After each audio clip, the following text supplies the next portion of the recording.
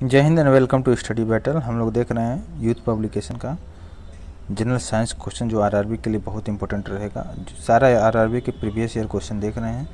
NTPC, loco pilot, group D सारा exam को cover कर रहा है। सारे हम लोग फिजिक्स के क्वेश्चन को देख रहे हैं। तो क्वेश्चन है, चैप्टर हम लोग का शक्ति है। पहला क्वेश्चन है, कार्य करने की दर को क्या कहते हैं? कार्य करने की दर को क्या बोलेंगे? शक्ति कहते हैं। दर यहाँ पे आ गया, ठीक है। फार्मूला क्या होता है? P बराबर W/T। कार्य हो गया और समय को क्या बोलते हैं? दर। तो कार्य करने की दर को क्या बोलेंगे? शक्ति, ठीक है। वाट इसका यूनिट हो गया। क्लियर? इसको थोड़ा सा सारांश में देखते हैं। किसी निकाय द्वारा एकांक समय में किए गए कार्य को उसकी शक्ति या सामर्थ्य कहते हैं। अर्थात कार्य करने या ऊर्जा हस्तांतरण की दर को शक्ति कहते हैं। इसका मात्रक जूल पर सेकेंड होता है या वाट होता है। यह एक अदिश राशि है। यदि कोई कारक t समय में W कार्य करता है तो कार्य करने की शक्ति क्या हो गया? P बराबर W/T। शक्ति को किस रूप में व्याख्यायित किया जाता है? तो कार्य करने की दर अथवा ऊर्जा हस्तांतरण की दर को, ठीक है। कार्य करने की दर या ऊर्जा हस्तांतरण की दर को क्या बोलते हैं? शक्ति बोलते हैं। सेम है, फार्मूला क्या होता है? P = W/T। P = W/T। W work हो गया, T समय हो गया, आप देख सकते हैं। निम्नलिखित में से कौन सी भौतिक मात्रा किए गए कार्य की गति को मापता है? तो शक्ति है, किए गए कार्य की गति को मापता है। आप फार्मूला देख सकते हैं। कार्य करने की दर को शक्ति कहते हैं, अर्थात भौतिक मात्रा शक्ति के किए गए कार्य की गति को मापता है। यदि किसी कर्ता द्वारा W कार्य T समय में किया जाता है तो शक्ति जो होती है P बराबर W/T हो गया। इसका मात्रक वाट होता है। और शक्ति का एक और मात्रक होता है जिसे बोलते हैं अश्व शक्ति, ठीक है। अश्व शक्ति, हॉर्स पावर। एक हॉर्स पावर इक्वल टू क्या होता है? 746 वाट। क्लियर? शक्ति का सूत्र वही है W/T, कार्य बटे समय। नेक्स्ट क्वेश्चन वही है, सेम क्वेश्चन है, तो देख लीजिएगा। यहाँ पे देखिए एक हमारा न्यूमेरिकल, इसको देख लेते हैं। मोहन का वजन 40 किलोग्राम है। 10 सेकंड में 50 सीढ़ियाँ चढ़ जाता है। प्रत्येक सीढ़ी की ऊंचाई जो है 15 सेंटीमीटर है। तो मोहन की गति शक्ति क्या है? तो आपको फार्मूला पता है, P = क्या होता है? P = W/T होता है। मोहन द्वारा तय की गई दूरी कितना हुई? दूरी यहाँ पे देखिए, दूरी दिया है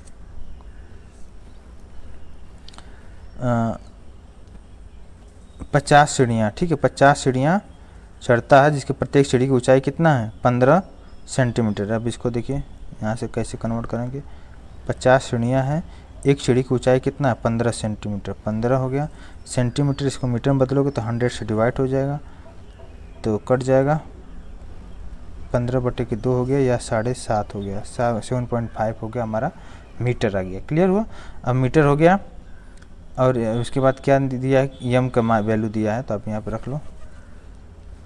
P बराबर W/T। W का मान यहाँ पे mgs कर सकते हो, T का T ही रहेगा। यम के वैल्यू हमारा दिया है 40, ठीक है। G का मान 10 दिया है। H का मान कितना दिया है? 7.5 निकाले हैं अभी हम लोग। और T का मान क्या दिया है? 10 सेकंड, ठीक है। जब वैल्यू करोगे तो आ जाएगा 300 वाट आ जाएगा, ठीक है।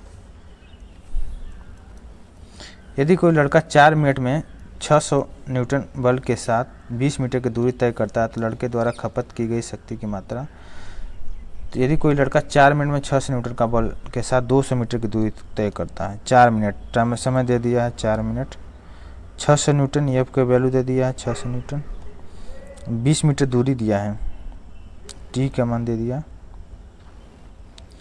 तो डायरेक्ट फार्मूला में रखो, P = W/T। 93 पे आओ,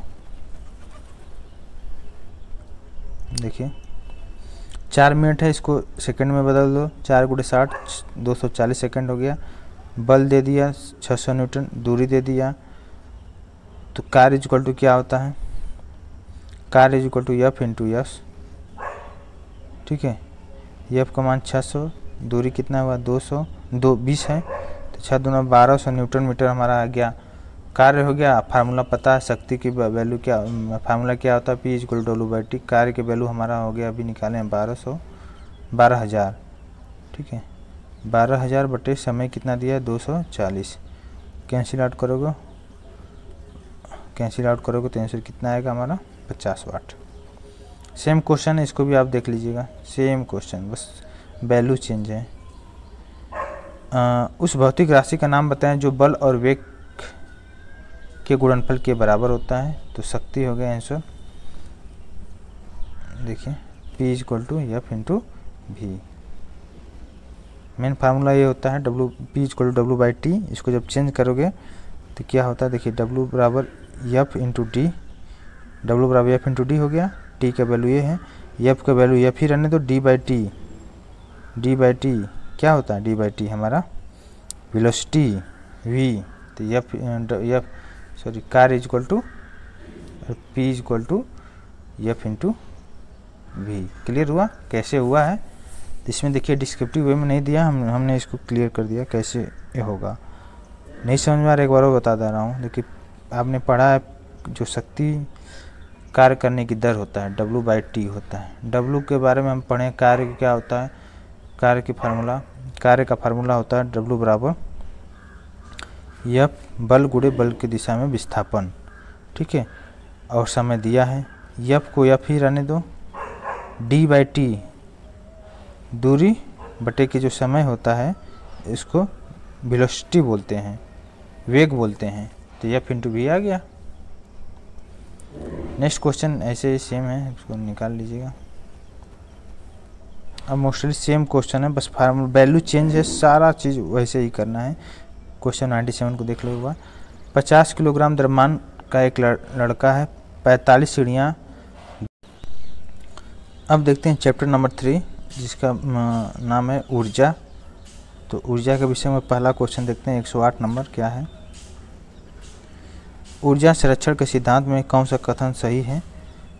तो ऑप्शन नंबर डी, ऊर्जा को तो निर्माण किया जा सकता नहीं, इसे नष्ट किया जाता है। केवल क्या किया जाता है, एक फॉर्म से दूसरे फॉर्म में कन्वर्ट किया जाता है, ठीक है। तो ऊर्जा नहीं उत्पन्न की जाती है, नहीं इसे नष्ट किया जाता है, केवल एक फॉर्म से दूसरे फॉर्म में परिवर्तित किया जाता है, ठीक है।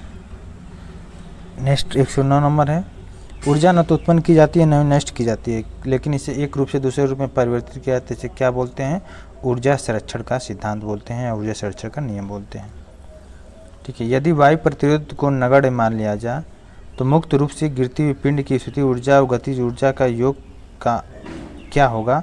तो योग क्या होगा, स्थिर होगा। इसका एक्सप्लेनेशन देखते हैं। स्वतंत्र रूप से गिरते हुए किसी पिंड की स्थिति ऊर्जा धीरे धीरे घटती जाती है। यह ऊर्जा संरक्षण के नियम के अनुसार ही कार्य करता है, क्योंकि जब वस्तु स्वतंत्र रूप से नीचे गिरती है तो उसकी स्थिति ऊर्जा का रूपांतरण गतिज ऊर्जा में हो जाता है। किसी भी बिंदु पर गतिज ऊर्जा तथा स्थिति ऊर्जा का योग हमेशा क्या रहता है, स्थिर रहता है। नेक्स्ट क्वेश्चन, जब आप एक रबर बैंड खींचते हैं तो स्थानांतरित ऊर्जा के रूप में संग्रहित होती है तो स्थिति ऊर्जा, ठीक है। नेक्स्ट क्वेश्चन है, क्वेश्चन नंबर 112 है कि कणों की गतिज ऊर्जा अधिकतम होती है। तो गैस के कणों की गतिज ऊर्जा अधिकतम होती है। किसी वस्तु में गति के कारण उत्पन्न ऊर्जा को वस्तु की गतिज ऊर्जा कहते हैं। किसी गतिशील वस्तु की गतिज ऊर्जा उस वस्तु का विरामावस्था में आने तक किए गए कार्य के रूप में व्यक्त किया जाता है। गैसों के कणों की गतिज ऊर्जा अधिकतम होता है क्योंकि गैस के कण ठोस व द्रव के कणों के अपेक्षा अधिक गतिशील होते हैं और ठोसों के कणों की गतिज ऊर्जा न्यूनतम होती है। नेक्स्ट क्वेश्चन है, गैसों में कणों की गतिज ऊर्जा क्या होती है, अधिकतम होती है। एक घर में एक माह में 900 × 10⁶ जूल ऊर्जा की खपत होती है। तो इस इकाई में यह ऊर्जा है 250। इसका देख लेते हैं, एक्सप्लेनेशन देखते हैं। ऊर्जा एक ऐसा कारक है जो कार्य करने के लिए आवश्यक होता है। जिस कारण से किसी वस्तु में कार्य करने की क्षमता होती है उसे क्या कहते हैं, ऊर्जा कहते हैं। एसआई पद्धति में ऊर्जा का मात्रा क्या होता है, जूल होता है। 1 यूनिट इक्वल टू क्या होता है, 1 किलोवाट आवर होता है। 1 किलोवाट आवर इक्वल टू क्या होगा, 3.6 × 10⁶ जूल होता है, ठीक है। अब इसको चेंज करोगे कुल ऊर्जा यूनिट में कितना दिया है, 900 × 10 के पावर 6 दिया है। टोटल यूनिट निकाल रही हो, 900 × 10 के पावर 6 दिया, डिवाइड करोगे 3.6 × 10 के पावर 6 से 250 क्या आ गया, यूनिट आ गया। पवन चक्की पवन की किस ऊर्जा का उपयोग करती है, तो इसका आंसर क्या हुआ, गतिज ऊर्जा। इसको देख लेते हैं। पवन चक्की का आशय वायु से गतिज ऊर्जा को लेकर उसे उपयोगी यांत्रिकी तथा विद्युत ऊर्जा के रूप में परिवर्तित करना है। यह ऊर्जा के रैखिक गति को पंखों की घूर्णी गति में बदल देती है। वर्तमान 2021 के आंकड़ों के अनुसार भारत की पवन चक्की की बिजली की उत्पादन क्षमता जो है 39.2 गीगावाट तक पहुंच गई है। नेक्स्ट क्वेश्चन, जब एक संपीड़ित स्प्रिंग को छोड़ा जाता है तो यह अपनी स्थिति ऊर्जा को गति ऊर्जा में चेंज करता है। नेक्स्ट क्वेश्चन है हमारा, नेक्स्ट क्वेश्चन है वस्तु की स्थिति ऊर्जा में इसके ऊंचाई के साथ वृद्धि होता है। निम्नलिखित में से कौन सी ऊर्जा किसी वस्तु की ऊंचाई के साथ बदलती है, तो स्थिति ऊर्जा। वस्तु की स्थिति ऊर्जा वस्तु की ऊंचाई के साथ क्या होती है, बदलती है। किसी वस्तु द्वारा अपनी स्थिति या आकार लेने की वजह से लगने वाले ऊर्जा को क्या कहा जाता है, स्थिति ऊर्जा कहा जाता है। नेक्स्ट क्वेश्चन है, बांध में संग्रहित पानी में कौन सा ऊर्जा होता है, तो स्थिति ऊर्जा होती है। बांध में संग्रहित पानी में स्थिति ऊर्जा होता है। एक गतिशील वस्तु अनिवार्य रूप से प्राप्त करती है, तो गतिशील वस्तु है तो गतिज ऊर्जा प्राप्त करती है। गतिज ऊर्जा का फार्मूला क्या होता है, 12mv²। स्थिति ऊर्जा का फार्मूला क्या होता है, mgh होता है। ये फार्मूला आपको बिल्कुल रटा होना चाहिए। एक कार उच्च गति से चल रही है तो यह किस ऊर्जा से युक्त है, गति ऊर्जा से चल रही है तो उच्च गति से चल रही है तो गतिज ऊर्जा। निम्नलिखित में से कौन सा ऊर्जा सदैव धनात्मक होता है, तो इसका राइट आंसर क्या है, गतिज ऊर्जा का मान सदैव धनात्मक होता है। ऊर्जा का व्यावसायिक इकाई क्या है, व्यावसायिक इकाई किलोवाट घंटा है। नेक्स्ट क्वेश्चन है, 8 किलोग्राम वाली लोहे की एक गेंद और 3 किलोग्राम वाली भार एल्युमिनियम की गेंद 20 मीटर की ऊंचाई से गिराई जाती है तो भूमि में 10 मीटर की ऊंचाई पर उनमें से निम्नलिखित में से कौन सी राशि समान होगी, तो राइट आंसर क्या है, त्वरण क्या होगी, समान होगी। देखो m1 का मान दिया 8 किलोग्राम, m2 का मान दिया है 3 किलोग्राम, ठीक है। और इसमें तो जाहिर सी बात है m1 m2 तो चेंज है और हाइट का मान भी चेंज है, ठीक है। तो हमारा क्या समान होगा, गुरुत्वीय त्वरण या त्वरण समान होगा, ठीक है।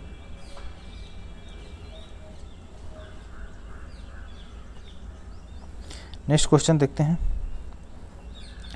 जब एक दबी स्प्रिंग को छोड़ा जाता है तो वह स्थिति ऊर्जा को बदलता है गतिज ऊर्जा में। नेक्स्ट क्वेश्चन, मोस्टली क्वेश्चन देखिए एक ही टॉपिक। एक संपीड़ित स्प्रिंग में क्या होता है, संपीड़ित स्प्रिंग है तो उसमें क्या हुआ, स्थिति ऊर्जा। जब उसे छोड़ोगे तो क्या हो जाएगा, गतिज ऊर्जा में चेंज हो जाएगा। किसी अनुरूप वस्तु की गतिज ऊर्जा की वृद्धि होती है, गति किसके अनुरूप, गति के अनुरूप वस्तु की गतिज ऊर्जा में वृद्धि होती है। जैसा गति रहेगा वैसा गतिज ऊर्जा में वृद्धि होगी, क्योंकि फार्मूला होता है 12mv²। तो द्रव्यमान और वेग पर डिपेंड करेगा हमारा गतिज ऊर्जा। गतिज ऊर्जा किस पर निर्भर करती है, द्रव्यमान और वेग पर, अभी हम लोग पढ़े। सेम क्वेश्चन है, निम्नलिखित उल्लेखनीय विधियों में से किस स्थिति ऊर्जा को गतिज ऊर्जा में परिवर्तित किया गया है, तो इसका राइट आंसर क्या है, इसका राइट आंसर है पेंडुलम। एक पेंडुलम का झूलना स्थिति ऊर्जा का गतिज ऊर्जा में परिवर्तन का उदाहरण है। नेक्स्ट क्वेश्चन है, यदि एक वस्तु को संवेग 3 गुना कर दिया जाए तो इसकी गतिज ऊर्जा क्या होगी, संवेग 3 गुना कर दिया जाएगा तो अपने मूल मान का क्या होगा, 9 गुना हो जाएगा। अब देख सकते हैं 12mv² होता है।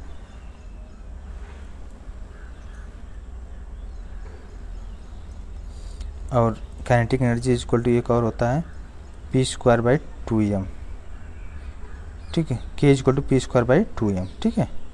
तब यहाँ से आप देख सकते हैं, इसको हम जब डबल करोगे तो 3 का स्क्वायर क्या हो जाएगा, 9 हो जाएगा, 9 गुना हो जाएगा।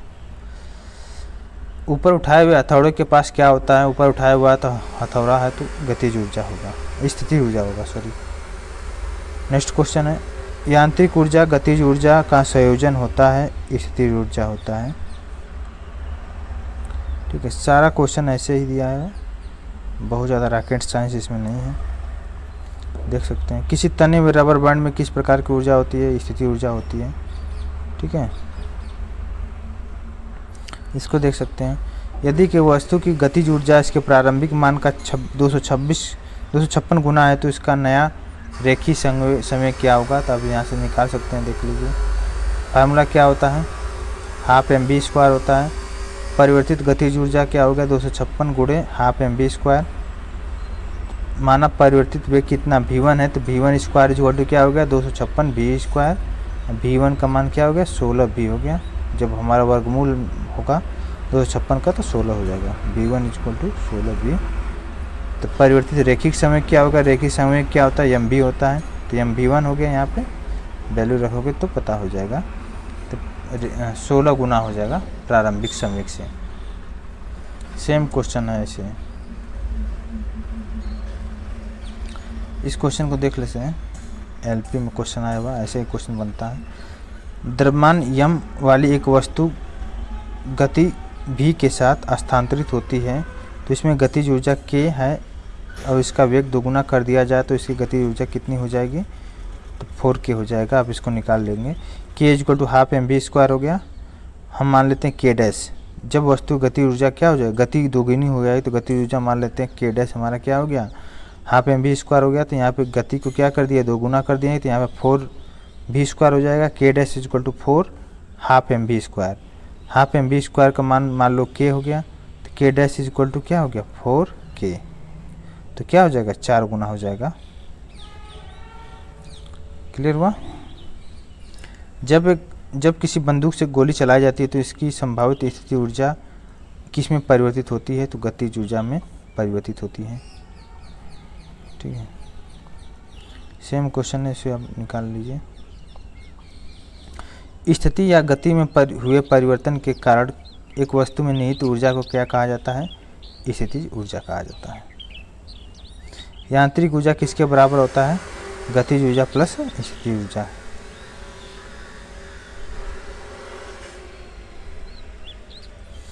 एक खिंचे हुए धनुष के तीर छोड़ते समय धनुष का स्थितिज ऊर्जा किस में बदलता है, तो जैसे ही छोड़ोगे गतिज ऊर्जा में बदल जाएगा। पहाड़ से गिर रहे पिंड में क्या होता है, पहाड़ से गिर रहे पिंड में गतिज ऊर्जा और स्थितिज ऊर्जा दोनों होती है। सारा क्वेश्चन देखिए, अब फार्मूला उसी बेस पे है, हाफ mv² करके सारा फार्मूला। गिरते हुए नारियल में क्या होता है, गिरते हुए नारियल है तो क्या होगा, गतिज ऊर्जा होगी। जो भी चीज़ गिरना है, कोई स्पीड से आ रही है तो उसमें क्या होगा, गतिज ऊर्जा होगा। फार्मूला क्या होता है, हाफ mv² होता है। जैसे ऊंचाई से गिरती हुई वस्तु हो गया, बहता हुआ पानी हुआ, बहती हुई हवा हो गई, घूमता हुआ पहिया हुआ, इसमें क्या हुआ, गतिज ऊर्जा होती है ऐसे में। ठीक है, देखिए सारा फार्मूला उसी बेस पे है। एक और क्वेश्चन देखते हैं। बंदूक से चली हुई गोली लक्ष्य के भीतर गहराई से चली जाती है क्योंकि इसमें क्या होता है, गतिज ऊर्जा होता है बंदूक से चली हुई गोली। टरबाइन द्वारा बहते पानी और हवा का प्रयोग तो क्या होता है, इसमें गतिज ऊर्जा को विद्युत ऊर्जा में बदलता है। ठीक है, यांत्रिक ऊर्जा माइनस गतिज ऊर्जा = क्या हुआ, स्थिति ऊर्जा हो गया। क्योंकि यांत्रिक ऊर्जा = क्या होता है, यांत्रिक ऊर्जा = स्थितिक ऊर्जा प्लस गतिज ऊर्जा। ठीक है, तो जब माइनस करोगे यांत्रिक ऊर्जा में से गतिज ऊर्जा तो क्या हुआ, स्थितिज ऊर्जा बचा मेरा। ठीक है, यहाँ पे देखिए ऊर्जा 2 प्रकार की ऊर्जा होती है, तो यांत्रिक ऊर्जा 2 प्रकार की ऊर्जा होती है, गतिज ऊर्जा और स्थितिज ऊर्जा। ठीक है, सारा क्वेश्चन यही है। गुरुत्वाकर्षी स्थिति ऊर्जा का फार्मूला क्या होता है, mgh होता है, u = mgh। Option number B इसका राइट आंसर है।